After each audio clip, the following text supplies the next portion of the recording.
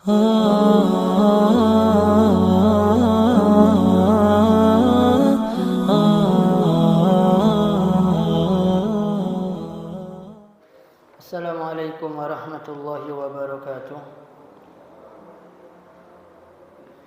Innal hamdalillah nahmaduhu wa nasta'inuhu wa nastaghfiruh wa na'udzu billahi min shururi anfusina wa min sayyiati a'malina.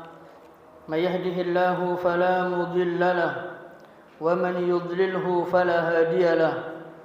Ashhadu an la ilaha illallah wahdahu la syarika lahu wa ashhadu anna Muhammadan abduhu wa rasuluh. Allahumma salli ala Muhammad wa ala alihi wa ashabihi wa man tabi'ahum bi ihsanin ila yaumiddin. Qala Allah ta'ala fi kitabihil karim, ya ayyuhalladzina amanu taqullaha haqqa tuqatih wa la tamutunna illa wa antum muslimun. يا أيها الناس اتقوا ربكم الذي خلقكم من نفس واحدة وخلق منها زوجها وبث منهما رجالا كثيرا ونساء واتقوا الله الذي تساءلون به والأرحام إن الله كان عليكم رقيبا. يا أيها الذين آمنوا اتقوا الله وقولوا قولا سديدا يصلح لكم أعمالكم ويغفر لكم ذنوبكم ومن يطع الله ورسوله فقد فاز فوزا عظيما. أما بعد فإن أصدق الحديث كتاب الله وخير الهدي هدي محمد صلى الله عليه وسلم وشر الأمور محدثاتها وكل محدثة بدعة وكل بدعة ضلالة wa kullu dhalalatin finnar. Ma'asyiral muslimin rahimakumullah. Alhamdulillah, puja puji syukur kita ucapkan kepada Allah atas segala nikmat yang Allah berikan kepada kita, khususnya nikmatul iman, nikmatul Islam, nikmat sehat, dan masih banyak nikmat yang Allah berikan kepada kita, dan kita hanya mohon kepada Allah agar Allah golongkan kita dalam golongan hamba-hamba Allah yang pandai bersyukur atas segala nikmat yang Allah berikan kepada kita. Kemudian salawat dan salam kita haturkan kepada Nabi besar Muhammad sallallahu alaihi wasallam, yang mana dengan diutusnya beliau syariat Islam sempurna, syariat Islam sudah lengkap, dan kewajiban kita adalah ittiba, yaitu mengikuti sunnah-sunnah Nabi sallallahu alaihi wasallam. Dan kita mohon agar kita dimatikan dalam keadaan husnul khatimah. Ma'asyiral muslimin rahimakumullah. Yang lalu kita membahas tentang hadis, yaitu dari Abi Sufyan bin Sakhar bin Harb radhiyallahu anhu, dalam hadis yang panjang dalam kisah Heraklius. Qala Heraklius berkata kepada Abu Sufyan dan orang-orang yang akan menghalang-halangi sahabat Nabi yang hijrah. Kemudian Heraklius bertanya kepada mereka, "Famadza ya'murukum?" Apa yang diperintahkan oleh Nabi kalian kepada kalian? Yang dimaksud adalah Nabi Muhammad sallallahu alaihi wasallam. Qala Abu Sufyan berkata kepada Heraklius, "Qultu," aku mengatakan, "yaqulu u'budullaha wahdah." Yang diperintahkan oleh Nabi adalah sembahlah Allah yang satu, wala tusyriku bihi syai'an, dan janganlah kalian menyekutukan sesuatu pun dengan Allah Subhanahu wa taala. Watruku ma yaqulu aba'ukum, dan tinggalkanlah apa-apa yang dikatakan oleh nenek moyang kalian, selama yang dikatakan itu bertentangan dengan hadis Nabi sallallahu alaihi wasallam atau yang bertentangan dengan agama Islam. Adapun kebiasaan-kebiasaan yang baik, qira dhaifin, yaitu memuliakan tamu, kemudian menjaga janji, tidak ingkar janji, berkata yang jujur, berkata yang benar. Ini kebiasaan mereka tetap agar dijaga dan tidak ditinggalkan. Yang ditinggalkan adalah yang bertentangan dengan apa yang dibawa oleh Nabi sallallahu alaihi wasallam. Wa ya'muruna bis-shalah, dan Nabi itu memerintahkan kami dengan mengerjakan salat, was-sidqi, jujur, wal afaf, dan menjaga kehormatan, wasilah, dan menjaga hubungan silaturrahim. Ma'asyiral muslimin rahimakumullah. Al-Imam An-Nawawi rahimahullah ketika menukil dari Abu Sufyan bin Harb, wa kana Abu Sufyan musyrikan lam yuslim illa mutaakhiran wa fi ma baina sulhul Hudaybiyah wa fath Makkah. Jadi ini Abu Sufyan menceritakan ketika dia masih dalam keadaan musyrik, belum beribadah kepada Allah, belum menyembah Allah Subhanahu wa taala, dan dia termasuk yang masuk Islam antara Sulhul Hudaybiyah dengan Fathu Makkah, yaitu antara tahun ke-6 sampai tahun ke-8. Qadima Abu Sufyan wa ma'ahu jama'atun min Quraisy ila Heraklius, atau ila Herakl fi Syam. Abu Sufyan dan beberapa orang dari orang Quraisy itu datang ke Syam menghadap kepada Raja Heraklius. Heraklius ini beragama Nasrani pada waktu itu, dan dia banyak membaca Taurat dan Injil, dan dia banyak mengerti tentang kitab-kitab yang sudah turun sebelum Al-Quran, As-Suhuf. Wa kana malikan zakiyan, dan Heraklius ini termasuk raja yang cerdas. Kemudian Heraklius ini ketika mendengar dari Abu Sufyan dan orang-orang yang datang ke Hijaz, wa ja'ala yas'aluhum an halin nabi, dan mulailah Heraklius ini bertanya kepada mereka tentang an-nabi, tentang nasabnya, tentang sahabat-sahabatnya, dan bagaimana sahabat ini memuliakan atau menghormati Nabi sallallahu alaihi wasallam, dan bagaimana wafa Nabi ini menepati janji. Wa kullama dzakara syai'an akhbaruhu arafa annahu an-nabi alladhi akhbarat bihi al-kutub as-sabiqah. Artinya setiap Abu Sufyan menyebutkan tentang perihal Nabi sallallahu alaihi wasallam, maka Heraklius ini langsung mengetahui kalau yang disebut ini adalah memang nabi yang terakhir yang sudah disebutkan ciri-cirinya di dalam kitab-kitab At-Taurat dan Injil. Jadi Heraklius sudah mengerti. Kalau kita sebutkan yang lalu tentang bagaimana nasabnya, kita sudah pernah mendengar ketika Abu Thalib datang ke jamuan dari salah seorang rahib di Mekkah. Ketika mereka ini ada yang pergi ke sana untuk ditanya siapa, dari mana. Maaf, yang setiap yang datang dari Mekkah, dari bangsa Arab, itu ditanya, adakah di antara kalian, artinya dimaksud ini adalah seorang nabi, nabi yang terakhir yang ditanya, yang lahir. Dan ketika rombongan dari Arab datang, rahib ini melihat ke arah awan. Begitu melihat tanda kenabian Nabi Muhammad, di mana awan ini akan mengikuti di mana nabi terakhir ini berjalan. Dan ketika berhenti, awannya pun berhenti.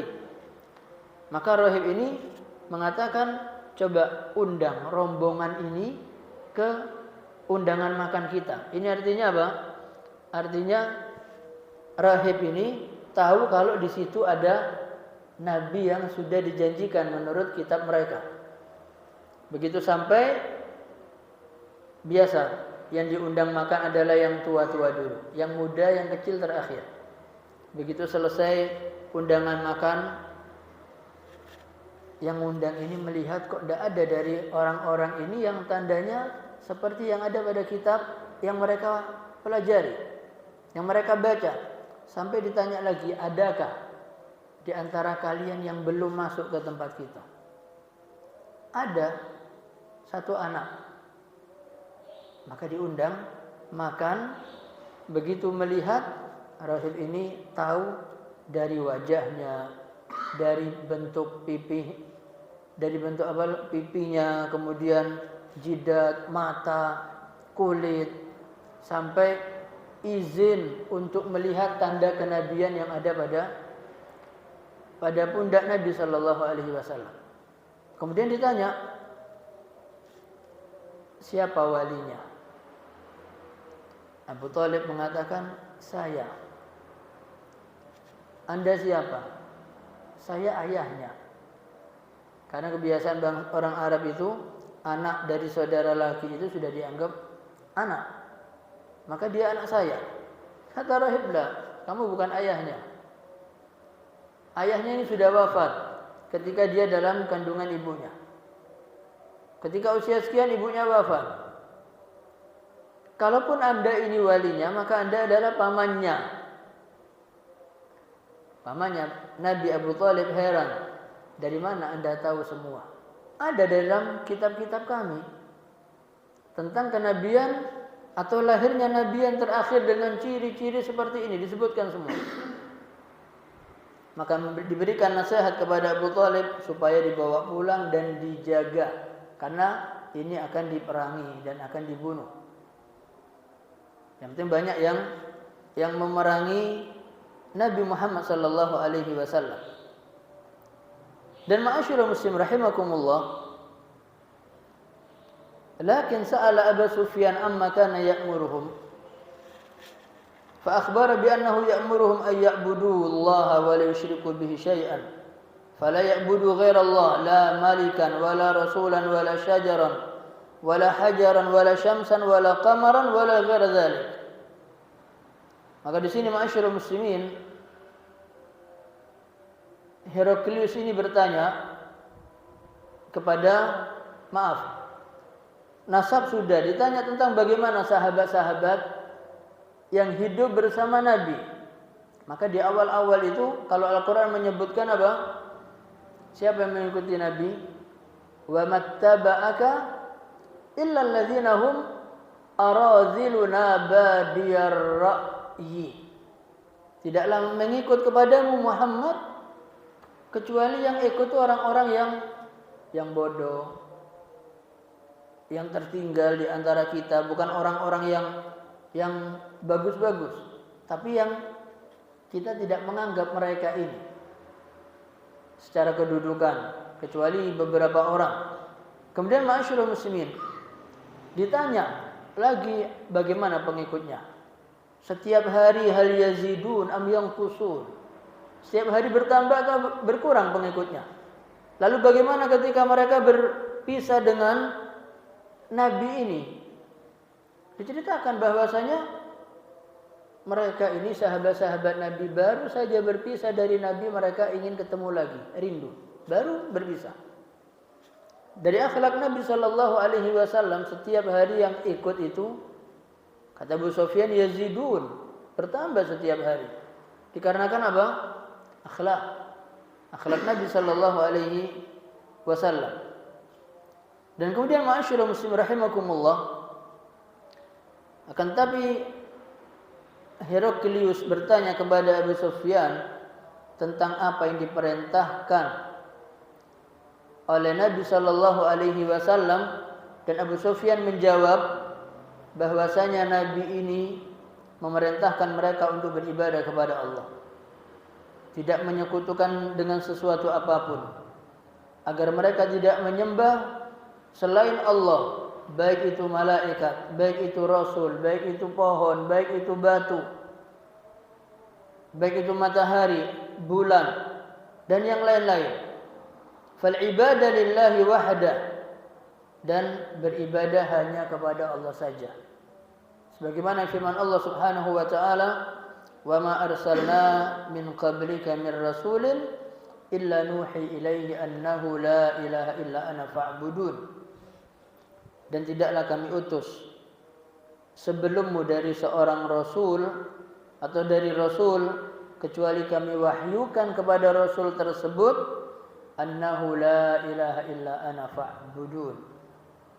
Tidak ada ilah yang hak disembah kecuali aku, maka beribadahlah kepadaku. Maka ma'asyiral muslimin rahimakumullah, Allah Subhanahu wa taala juga menyebutkan walaqad ba'atsna fi kulli ummatin rasulan, dan sungguh telah kami utus pada setiap umat itu seorang rasul dengan dakwah ani'budullaha wajtanibut taghut, sembahlah Allah dan jauhilah at-taghut. At-taghut apa saja yang disembah selain Allah Subhanahu wa taala. Dan ini adalah dakwah setiap nabi dan rasul, yaitu satu ani'budullaha wajtanibut taghut. Ma'asyiral muslimin rahimakumullah, dalam kalimat abada, u'budu, nanti ada abdun. Abdun, ada kalimat abid, ada ibad. Ada perbedaan antara abid dengan ibad. Dalam penggunaannya, kalau abid itu adalah semua hamba Allah. Semua. Maka Allah katakan, dan tidaklah Tuhanmu berlaku aniaya terhadap al-abid, hamba. Tapi ketika menggunakan kalimat ibad, maka di situ yang dituju adalah hamba-hamba Allah yang benar-benar beribadah kepada Allah. Ya ibadi, ibadallah. Maka mereka adalah orang-orang yang gemar beribadah kepada Allah. Dan ma'asyiral muslimin rahimakumullah, tentang al-ibadah, maka manusia ini Allah ciptakan. Maka kalau orang mengatakan, ya sudah, memang takdir saya ini begini, sudah menjadi catatan kalau saya, kondisi saya bakal begini. Nanti maksiat, ya sudah, memang saya ini sudah ditentukan, dan seterusnya. Artinya dia menempatkan dirinya ini adalah dipaksa, makhur, majbur, dipaksa untuk ya sudah pasrah dengan kondisi. Ma'asyiral muslimin, manusia, jin, malaikat, ini Allah Subhanahu wa taala ciptakan. Yang pertama, wa ma khalaqtul jinna wal insa illa liya'budun. Tidaklah aku ciptakan jin dan manusia kecuali apa tugasnya? Al-ibadah. Beribadah kepadaku, kata Allah. Ibadah di sini salat, ibadah di sini puasa, ibadah di sini haji, ibadah di sini apa?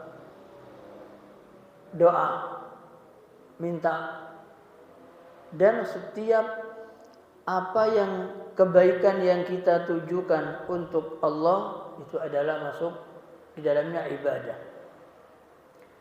Allah ciptakan malaikat dengan tugas. Allah ciptakan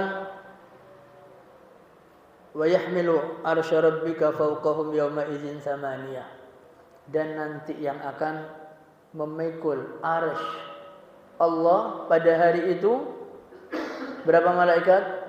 Samaniyah, 8 malaikat. Sementara kalau kita melihat tafsir Ibnu Katsir, yang membawa arsy Allah sekarang ini jumlahnya 4. Dan nanti pada hari kiamat yang membawa adalah 8. Dan ketika Allah akan menciptakan malaikat ini, atau Allah menciptakan malaikat yang bertugas membawa arsy, Allah langsung bertanya, "Salu al-quwwah." Mintalah kekuatan. Karena kalau kita melihat Malaikat-malaikat yang membawa arsy Allah ini adalah malaikat-malaikat al-izam yang besar. Yaitu kakinya berada di atas Sidratul Muntaha, kemudian tembus kepada al-bahr, laut, baru setelah itu masuk ke memikul ke arsy. Di atas arsy ada al-kursi. Al-kursi itu bukan kursi ini. Jangan nanti kursi, karena kursi kita tahu ini kursi Allah, ini berarti Allah duduk begini.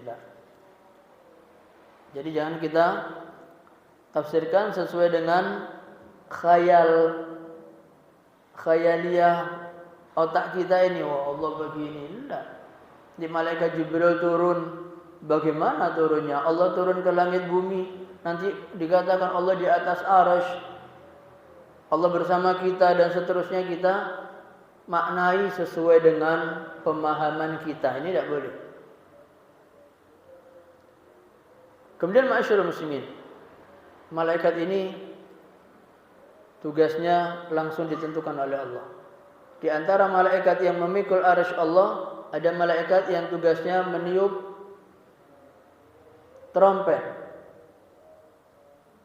An-nafikh bis-sur. Ada yang mengatakan namanya malaikat siapa? Israfil. Malaikat Israfil ini, kata Nabi sallallahu alaihi wasallam, "Kaifa atana'am?" Bagaimana aku ini bisa hidup enak-enakan di dunia? Sementara malaikat Israfil, mulai Allah ciptakan, dia sudah meletakkan trompetnya di atas mulutnya dengan melihat ke atas, menunggu perintah dari Allah. Kata Nabi, belum pernah berkedip sekalipun. Khawatir kalau pas waktu berkedip Allah memerintahkan tiup trompet sekarang. Itu mulai Allah ciptakan dan tidak akan pernah berubah. Karena malaikat ini diciptakan tidak ada pilihan. Ada malaikat yang tugasnya bertasbih, mulai Allah ciptakan sampai hari kiamat. Ada malaikat tugasnya bertahmid, mulai Allah ciptakan sampai hari kiamat. Ada malaikat yang Allah ciptakan untuk mencatat amal, mulai Allah ciptakan terus. Dan tidak pernah ada pekerjaan yang lain. Sementara manusia ini berbuat amal ikhtiyari. Ikhtiyari. Betul, kita diwajibkan ini, diwajibkan ini, diwajibkan ini. Tapi ada yang melanggar, ada yang melanggar. Tapi ketika melanggar, Allah Subhanahu wa taala tidak langsung menghukum. Orang yang tidak, atau orang yang terlambat sholat, kemudian tiba-tiba rambutnya separuh berubah warna putih karena dia melanggar. Tidak. Allah Subhanahu wa taala memberikan pilihan kepada manusia dan jin. Ya, khususnya manusia, inna hadainahu sabil wa hadainahu an-najdain. Maka di sini Allah berikan pilihan, mau ke surga ini jalannya, mau ke neraka ini jalannya. Jadi diserahkan kepada manusianya. Maka ketika seorang hamba beribadah kepada Allah, maka dia mengerjakan ibadah ini karena dia cinta kepada Allah. Di malam hari dia bangun, dia tidak akan kerjakan kecuali karena kecintaannya kepada Allah. Dia berjalan ke masjid untuk melakukan salat 5 waktu. Dalam kesibukan apapun, dia tidak akan mengerjakan kecuali karena dia cinta kepada Allah. Karena tidak ada paksaan seperti halnya malaikat yang tidak ada pilihan. Maka manusia ini tidak bisa mengatakan, ya sudah saya ini memang begini. Nanti maksiat katanya memang Allah sudah menentukan.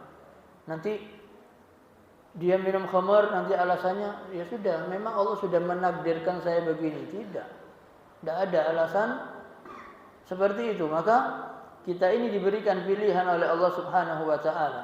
Maka ketika kita beribadah kepada Allah dan melakukan ibadah dengan baik, maka ada yang mengatakan kedudukannya lebih mulia dari malaikat, karena dalam kondisi dia ini mengerjakan karena apa?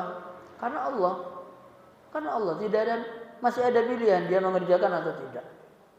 Toh walaupun nantinya ada yang melanggar, Allah tidak langsung menghukum.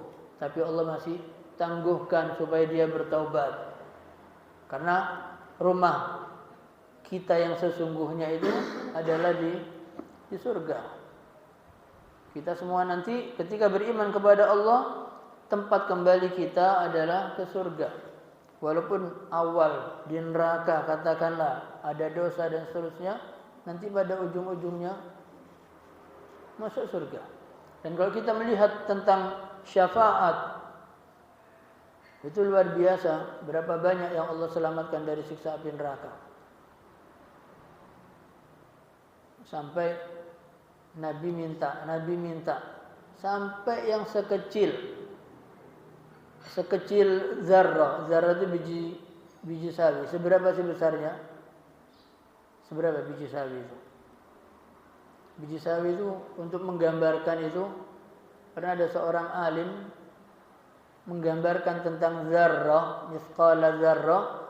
Itu kalau kita melihat ada genteng bocor, ada cahaya matahari yang menembus, kemudian kita melihat ada debu kecil-kecil, sekecil itu dikatakan zarrah.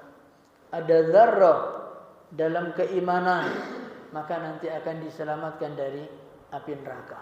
Kemudian Nabi mengatakan, dan yang lebih kecil dari itu, sampai pada akhirnya Allah mengatakan kepada Nabi-Nya Muhammad sallallahu alaihi wasallam, wahai Muhammad, untuk itu adalah urusanku. Ini kalau kita mau membahas tentang syafaat. Jadi ma'asyiral muslimin rahimakumullah. Kemudian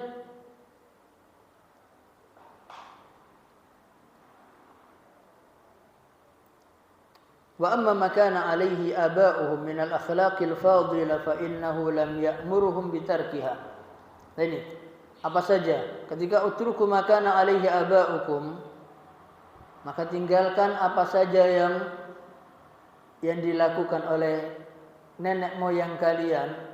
Yang dimaksud adalah kullu ma kana alaihi aba'uhum min ibadatil asnam, adalah apa saja penyembahan kepada berhala yang dilakukan oleh nenek moyang mereka. Ini Nabi perintahkan mereka untuk meninggalkannya. Wa amma ma kana alaihi aba'uhum min al-akhlaqil fadilah, maka adapun kebiasaan mereka dalam akhlak yang mulia, maka sesungguhnya Nabi tidak memerintahkan mereka untuk meninggalkannya. Maka ma'asyiral muslim rahimakumullah, wa idza fa'alu fahisyah, Allah berfirman, dan apabila mereka melakukan perbuatan yang keji, qalu wajadna 'alaiha aba'ana wallahu amarna biha. Ini yang mereka katakan, Allah sebutkan dalam Al-Qur'an, dan apabila mereka melakukan perbuatan yang keji, mereka mengatakan, kami dulu mendapati nenek moyang kami melakukannya. Wallahu amarna biha, dan mereka juga berdusta bahwasanya dan Allah juga memerintahkan kami untuk melakukan perbuatan keji. Ini adalah berdusta karena Allah Subhanahu wa taala menyebutkan, qul innallaha la ya'muru bil fahsya. Katakan Muhammad, sesungguhnya Allah tidak memerintahkan mereka untuk melakukan perbuatan al-fahsya, yaitu kekejian. Kemudian ma'asyiral muslimin rahimakumullah, wa kana ya'muruna bis shalah, dan beliau juga memerintahkan kami untuk mengerjakan salat. As-salatu silah bainal abdi wa baina rabbi.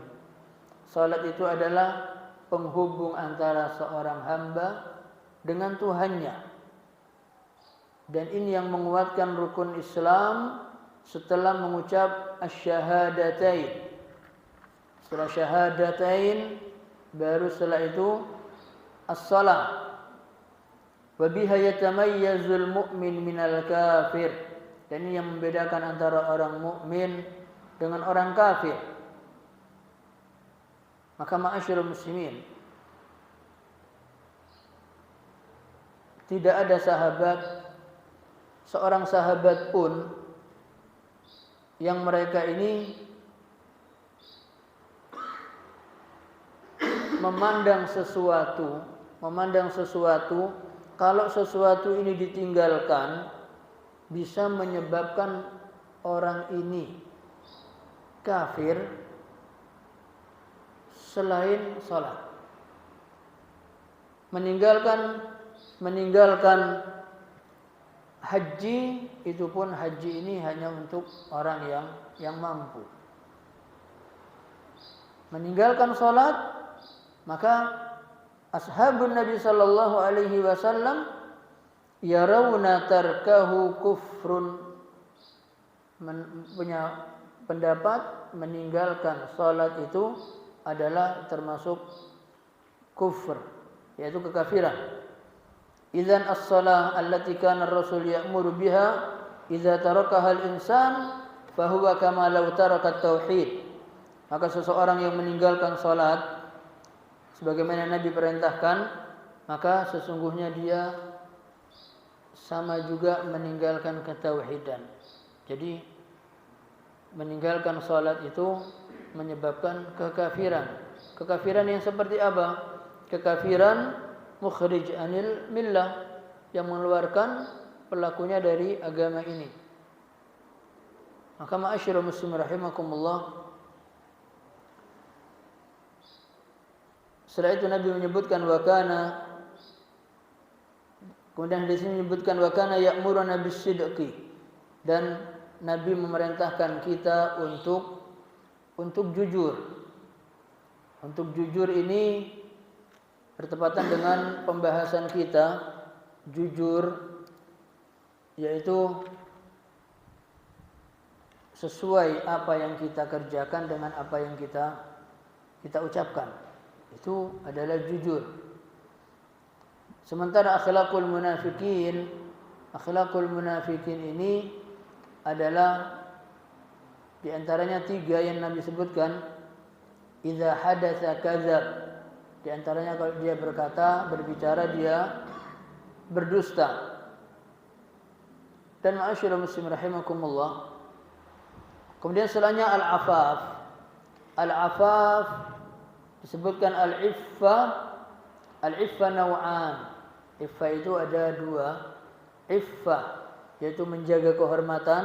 Yang pertama iffa anil faraj, jaga kehormatan apa yang ada di bawah pusar. Wa iffa an syahwatil batn, menjaga dari syahwat perut. Iffa yaitu menjaga kehormatan. Al-farj itu adalah menjauhi apa saja yang diharamkan, baik itu dari zina atau hal-hal yang menyebabkan atau perantara untuk melakukan perbuatan zina. Bukan perbuatan zinahnya saja yang diharamkan. Allah katakan wala taqrabu az-zina, jangan kamu dekati zina.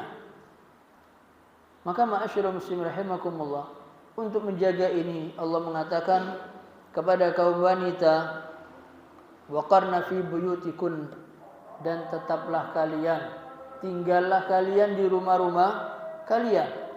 Wala tabarrajna tabarrujal jahiliyatil ula, dan kalaupun keluar jangan berdandan seperti dandannya orang-orang jahiliyah.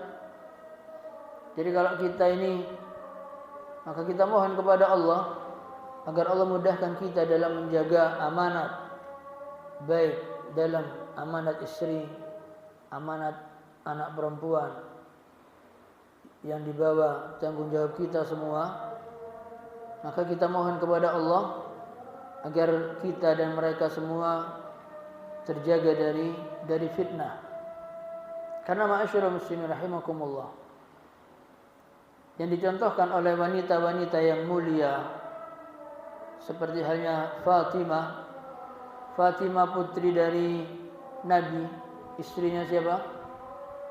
Istrinya Ali bin Abi Thalib. Istrinya Ali bin Abi Thalib berwasiat kepada Ali bin Abi Thalib, wahai suamiku, nanti kalau aku meninggal, tolong dikuburnya malam hari. Kenapa minta malam hari? Supaya nanti laki-laki yang memakamkan aku tidak melihat bentuk lekuk tubuhnya mayit saya. Ini mayitnya. Dia malu kalau sampai orang laki melihat bentuk apa? Bentuk tubuhnya ketika dia sudah menjadi mayit, jenazah. Artinya jangan dipamerkan. Maka di sini sampai ada muncul tentang menutup aurat ini. Melihat di sini dalam kitab ini disebutkan tentang larangan membuka wajah.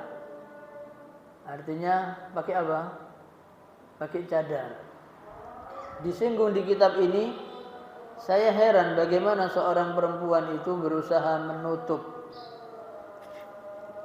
kakinya dengan kaos kaki, kemudian wajahnya tidak ditutup. Dengan pembahasan apa? Mana yang lebih menimbulkan syahwat laki-laki? Kakinya perempuan atau wajah perempuan? Mana? Ya, yang menimbulkan syahwat laki-laki kakinya perempuan atau wajah? Wajah. Maka di sini dalam kitab ini disebutkan bahwasanya menutup wajah bagi seorang wanita itu dikatakan wajib di hadapan kaum laki-laki. Kalau sesama wanita silahkan. Tapi kalau ada orang laki minimal tutup. Karena apa? Menimbulkan fitnah. Sibuk dengan nutup kaos kaki, dengan kaos kaki, kenapa? Aurat, malu. Tapi di sini dari kitab ini mestinya wajahnya itu lebih menimbulkan syahwat. Ditutup rambutnya, tapi wajahnya juga tidak ditutup. Jadi ini disindir dalam kitab ini bahwasanya mimma yajibu hajbar ra'si wa hajbaz zira' wa hajbal qadam wa la ibrata biqawli man yaqul innahu yajuzu kashful wajhi li'anna qalahu hadha fihi syai' min at-tanaqud. Di sini disebutkan apa? Mewajibkan wanita untuk menutup kepalanya, kemudian menutup sampai ke sikunya, menutup kakinya. Tapi tidak ada artinya ketika dia mengatakan apa? Boleh dia membuka wajahnya. Karena di sini ada sesuatu yang bertentangan. Tangannya disuruh nutup, wajah rambutnya kepalanya suruh nutup, kakinya disuruh nutup, tapi wajahnya dibiarkan terbuka. Kemudian ma'asyiral muslimin rahimakumullah, kita melihat Sayyidah Aisyah radhiyallahu anha. Ini kita sebutkan lagi supaya kita ini banyak mengambil pelajaran dari salah satu ummul mukminin Aisyah radhiyallahu anha. Beliau mengatakan ketika Abu Bakar ayahku wafat dan dimakamkan di rumah, aku yang mengurus jenazah ayahku, dan di hadapan jenazah ayahku aku artinya membuka jilbab. Artinya layaknya wanita di rumah bagaimana? Sayyidah Aisyah mengatakan, aku melepas aurat atau tidak menutup auratku di hadapan jenazah ayahku Abu Bakar. Ketika Nabi sallallahu alaihi wasallam wafat, kata Sayyidah Aisyah, aku pun juga tidak menutup auratku di hadapan jenazah siapa? Nabi sallallahu alaihi wasallam, karena keduanya adalah mahram. Ketika Umar ibn Khattab wafat, maka kata Sayyidah Aisyah, maka aku menutup auratku di hadapan jenazahnya Umar ibn al-Khattab di hadapan jenazah.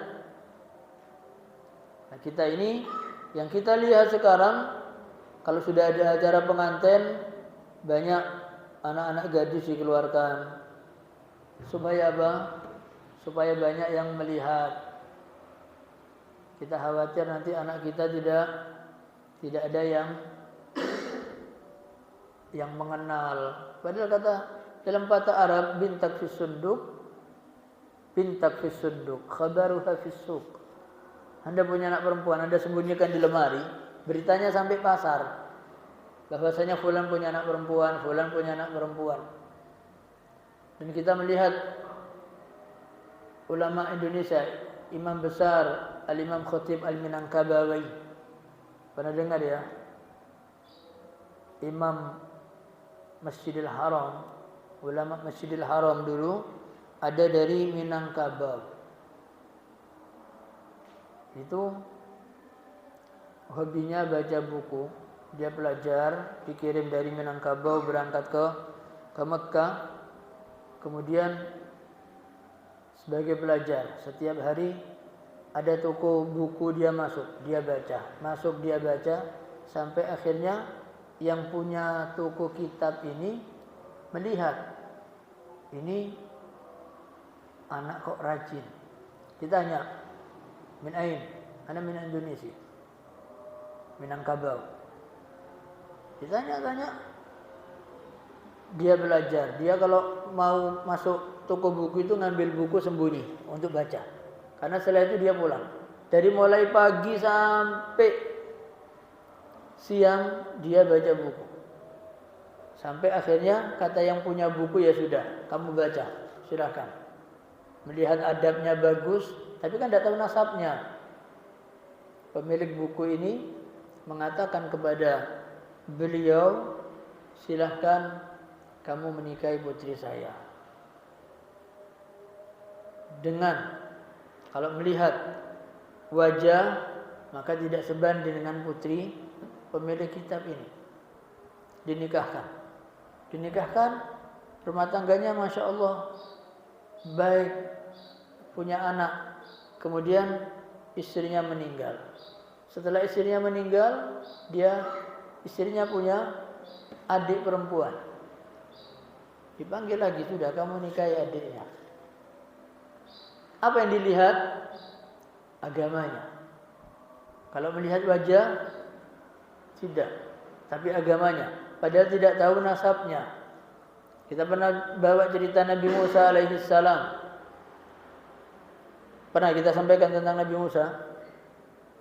Nabi Musa alaihissalam ketika masuk ke Madian dan didapati ada sumber air di Madian dan melihat beberapa orang di sana sedang memberikan minum hewan ternaknya. Dan Nabi Musa alaihissalam melihat pemandangan di situ ada dua perempuan yang mereka ini juga punya hewan ternak dan menghalangi hewan ternaknya, tazuzan itu menghalangi jangan sampai hewan ternaknya berkumpul dengan hewan ternak penggembala yang lain yang sedang memberikan minum. Maka Nabi Musa alaihissalam datang kepada perempuan ini, ma khabbukuma. Cuman kalimat itu yang dikatakan oleh Nabi Musa. Apa yang kalian berbuat? Wanita ini mengatakan, qala ta'ala nasqi hatta yusdirar ri'a. Kami tidak akan bisa memberikan hewan ternak kami ke sana karena kami khawatir nanti berkumpul hewan kami dengan hewan ternak mereka. Dan kami perempuan. Kami menunggu sampai mereka selesai baru kami memberikan minum hewan ternak kami. Dan sementara ayah kami syekhun kabir, sudah usia lanjut. Bukan pemalas, tapi sudah usia lanjut, sudah tidak sanggup. Dan ini menunjukkan kalau dia tidak punya saudara laki-laki. Kemudian Nabi Musa alaihissalam membantu memberikan minum kepada hewan ternaknya. Setelah selesai, Nabi Musa kembali lagi ke tempat dia bernaung. Dikatakan Nabi Musa alaihissalam pergi ketika dikejar oleh Fir'aun akan dibunuh. Akan dibunuh oleh Fir'aun, pergi di malam hari dalam keadaan tidak beralaskan kaki. Sehingga ketika sampai Madian, kakinya Nabi Musa alaihissalam itu melepuh. Dan Nabi Musa alaihissalam tidak punya makanan kecuali di bawah pohon tersebut. Nabi Musa, jadi ada tumbuhan itu, pohon itu daunnya banyak hijau, dan Nabi Musa makan dari situ. Dikatakan dalam tafsir bahwasanya Nabi Musa itu saking laparnya, antara perut dengan punggungnya itu menyatu. Dan kalaupun dia makan hijau-hijauan itu sampai nampak di perutnya. Nabi Musa mengatakan, ya Allah, coba ada kurma, satu biji saja atau separuhnya, untuk supaya aku ini punya kekuatan. Kita bayangkan ma'asyiral muslimin, Nabi, orang pilihan dalam kondisi kelaparan. Ibnu Mas'ud mengatakan, kami melakukan perjalanan menuju Madian itu dengan mengendarai onta, kita pacu, itu membutuhkan waktu 2 hari. Dan kita mendapati di sana ada tempat di mana Nabi Musa berteduh, dan pohonnya memang memiliki daun-daun yang rindang. Kemudian ma'asyiral muslimin, setelah itu perempuan ini pulang menceritakan kepada ayahnya. Ada seorang laki-laki yang membantu. Ayahnya tanya, kenapa kok sudah selesai? Kok sudah datang? Biasanya pulangnya sore. Apa sudah kamu beri minum? Hewan ternaknya sudah. Ada laki-laki begini. Satu, laki-lakinya tidak kurang ajar. Lakinya tidak banyak basa-basi. Laki ini kalau melihat tidak liar. Diceritakan semua kepada Syuaib. Syuaib ini nabi atau bukan? Nabi. Nah, untuk Nabi Musa ini, Syuaib ini dikatakan dia bukan nabi. Bukan nabi. Ada beberapa perbedaan pendapat dari mufassirin, ahli tafsir, tentang Syuaib yang memiliki 2 putri ini. Dikatakan secara pembahasan secara ilmiah, maka Syuaib di sini tidak masuk dalam kategori seorang nabi secara pembahasan ilmiah. Maka Syuaib pun mengatakan kepada putrinya, panggil laki-laki tadi supaya ke rumah. Satu perempuan datang kepada Nabi Musa, ayahku memanggilmu untuk memberikan upah karena kamu kemarin memberikan minum kepada hewan kami. Sudah, jalan. Tidak ada basa-basi, tidak ada obrolan antara laki dengan perempuan. Tidak ada mengambil manfaat, kesempatan, tidak. Sampai di sana Syuaib berbicara dengan Nabi Musa, dan Nabi Musa menceritakan waqassa alaihil qasas, menceritakan kejadian-kejadian dengan Fir'aun. Maka Syuaib mengatakan, la takhaf, jangan takut, sudah kamu selamat dari orang-orang zalim. Aku memanggilmu ini dengan tujuan supaya kamu mau menikah dengan salah satu dari putriku. Tahu nasabnya? Tidak. Tapi tahu bagaimana akhlak. Ini luar biasa. Kita pernah menceritakan tentang Umar bin Khattab, bagaimana datang kepada siapa? Ketika punya putrinya Hafsah berusia 18 tahun dan janda. Datang kepada Abu Bakar, wahai Abu Bakar, aku datang kepadamu, aku ini punya putri. Putriku ini usia 18 tahun dan janda. Saya datang, saya minta supaya kamu mau menikah dengan putriku. Ini seorang ayah. Kenapa? Karena laki-lakinya baik. Dalam riwayat disebutkan Abu Bakar hanya diam tidak menjawab. Di riwayat yang lain disebutkan Abu Bakar mengatakan, la uriduha, Aku tidak menginginkan Hafsah. Kecewa. Umar bin Khattab kecewa. Datang menawarkan putrinya, ditolak. La uriduha. Datang kepada Utsman bin Affan. Mengatakan, ya Utsman, aku punya seorang perempuan, anak perempuan, Hafsah. Usia 18 tahun, dia janda. Kamu tahu, saya minta supaya kamu menikahi putri saya. Apa kata Utsman bin Affan? Ya bin Al-Khattab, biarkan aku memikirkan. Kasih aku waktu 3 hari lah. 3 hari, Utsman bin Affan tidak memberikan jawaban. Umar bin Khattab nyari kemana Utsman pergi. Sudah janji 3 hari, tidak datang 3 hari. Begitu ketemu di masjid, didatangi oleh Umar bin Khattab.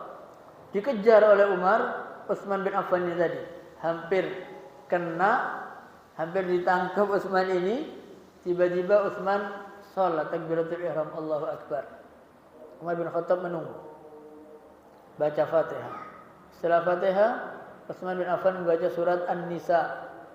Hanya untuk mengolor-olor, menghindar apa? Jangan sampai Umar bin Khattab nanya tentang kesiapan dia menikah dengan putrinya. Selesai sholat, ditunggu oleh Umar. Umar bin Khattab mengatakan, ya Utsman, saya datang kepadamu, menawarkan putriku. Kamu minta waktu 3 hari. 3 hari selesai, kamu tidak beri jawaban. Saya mencari kamu ada di masjid. Saya kejar. Begitu saya mau bicara, kamu sholat takbiratul ihram. Dan saya pun menunggu. Kamu baca surat An-Nisa. Saya tunggu sampai selesai. Sudah selesai? Terus bagaimana? Apa kata Utsman bin Affan? Belum. Bagaimana sedihnya seorang ayah? Sedih. 2 orang yang luar biasa di hadapan Umar ini ditawari putrinya, ternyata keduanya menolak. Mengeluh kepada Nabi. Datang, ya Rasulullah, aku punya anak. Aku tawarkan kepada Abu Bakar. Dia mengatakan, la uriduha, saya tidak mau. Saya datang kepada Utsman bin Affan. Utsman bin Affan minta waktu 3 hari. Kemudian setelah itu dia tidak datang. Saya ketemu di masjid. Saya datangi dia sholat.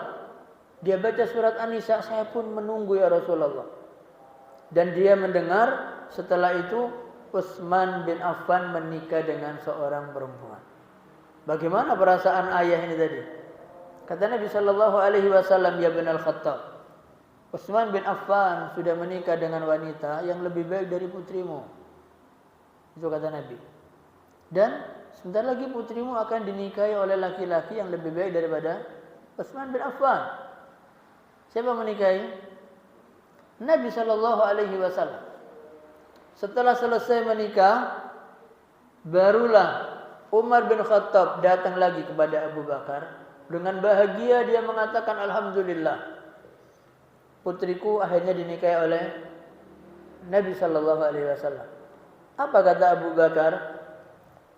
Wahai Umar, ketika kamu datang kepadaku, di malam hari Nabi sempat menyebut nama putrimu.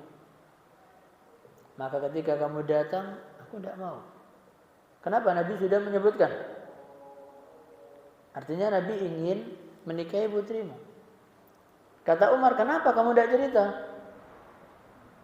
Kata Abu Bakar As-Siddiq, bagaimana aku cerita? Kalau aku menceritakan hal ini berkenaan dengan kehormatan seorang muslim, apalagi Nabi. Tidak mungkin aku menceritakan kepadamu. Akhirnya selesai. Ketemu Utsman bin Affan.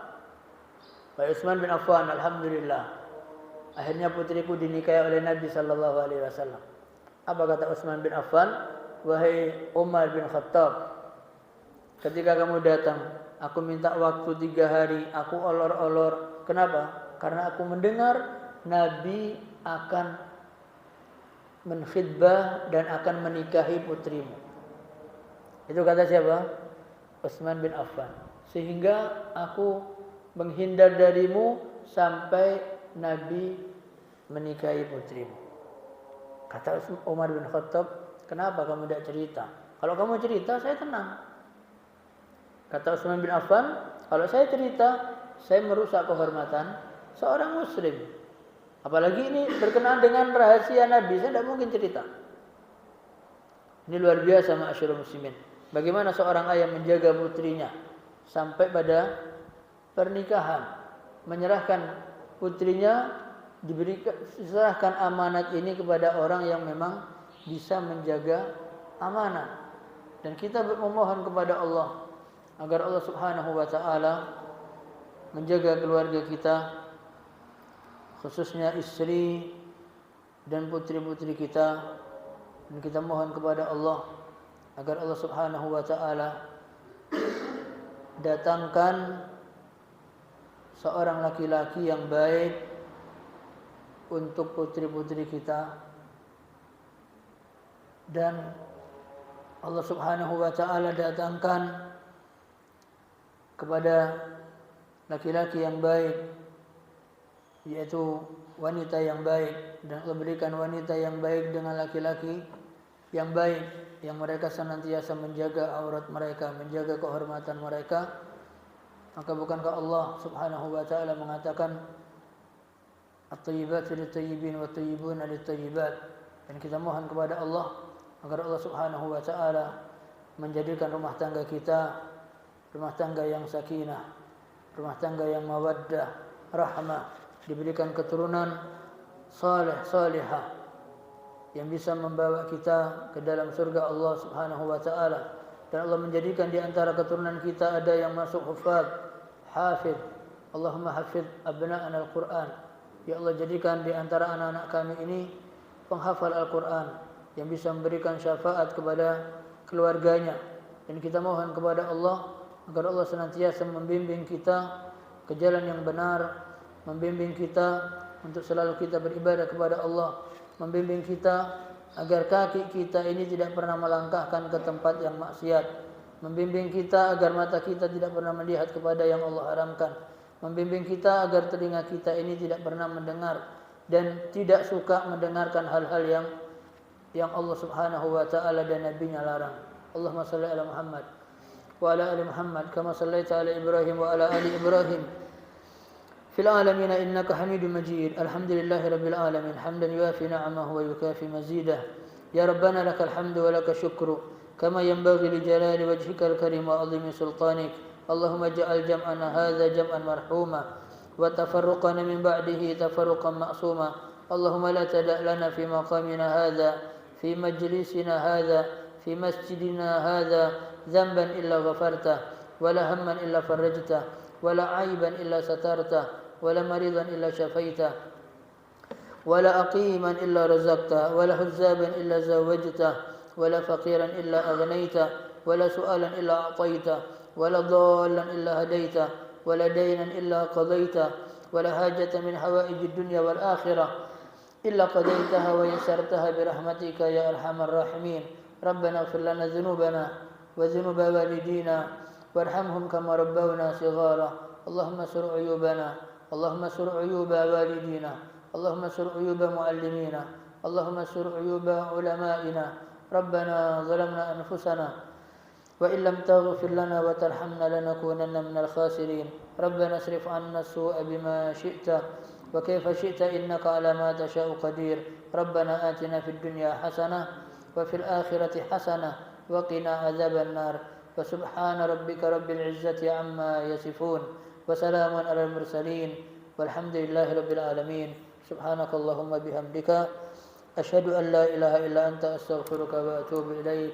السلام عليكم ورحمة الله وبركاته.